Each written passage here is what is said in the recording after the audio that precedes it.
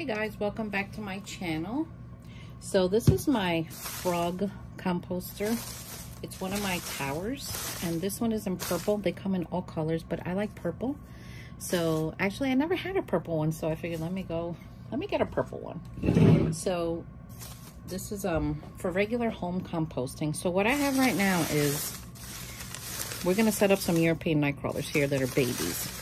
I put newspaper on the bottom of this, even though it has like holes, but I like putting newspaper at the bottom. I've always done it that way. And here I had shredded paper, and we're gonna start off with this. I'm gonna wet it down.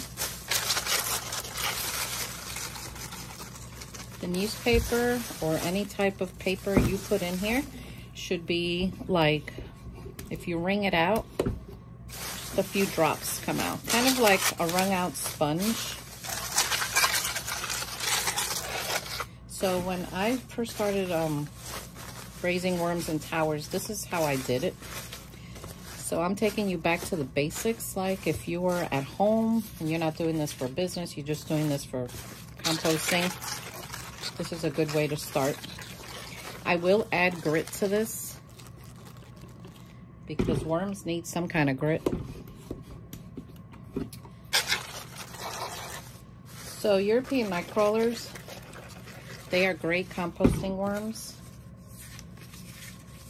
They can grow big, but I've noticed in towers, they don't get as big, but they still compost great. They still eat your food scraps, your junk mail, like all that stuff. So I just flip it over, wet everything down. So when they're little like this, and I'm first putting worms in here, I don't add food yet. Not like big pieces of lettuce or anything like that. I start off with a little worm chow on the surface the first couple of days, just to get them to get used to their environment and to, you know, not freak out. But for the most part, European night crawlers they're really great worms. They're not crazy worms, you know. So I do have some here. This is the bedding that they were in. This bedding already has the microbes and everything in it. So when you get worms from me, just dump the whole thing in your bin. And I'm gonna keep these guys upstairs in my kitchen. See, they're young, but we're gonna see how long it takes them to grow up and to become fat, which usually doesn't take very long. So European night crawlers, you basically set them up the same way red wigglers do, except they really like paper and they like dry leaves like this. So anytime you get the worms, you put them in, you give them a sprinkle on the surface because they're probably dehydrated from their trip. And once the worms get dehydrated from a long trip, then they bounce back right away. They really do. But you know, think about it. Worms are wet, they're moist, wet, and then you put dry peat moss on it. Yeah, it's gonna absorb everything. So I give them a good soaking here. So now I get the worm chow. And I sprinkle on the surface. And you know, the worm chow I make here also has grit in it. But if you don't make your own worm chow, you can buy some online, or you could make some. And then you can get eggshells, rinse them really well, microwave them for like a minute, and then crumble them up and sprinkle them. Sometimes I have put them in Ziploc bags and put a rolling pin over it to make them powder-like. But there have been moments I just crush them with my hand and there they go. Because the little powder from it turns into the, you know, into the grit form. So once I have them settled like this, I get some newspaper. And even though the worm factory, not the worm factory, this frog tower has a cover, I still cover it with newspaper because I know that the worms like it. And they like to eat it. So basically, with worm composting in a tower. You can also do this with boxes. I know there's a lot of shoppers out there. Even your Amazon boxes, even if the box has that glue on it, just put it in there. Worms eat that stuff and they like it. It's like a glucose type of stuff on the box. That's why when you wet a box, you feel it kind of slimy. That's why. So we're going to cover this. I always dampen the newspaper because newspaper is dry. And if the worms touch it underneath, then they'll stick to it. So we're going to go like this. And we're going to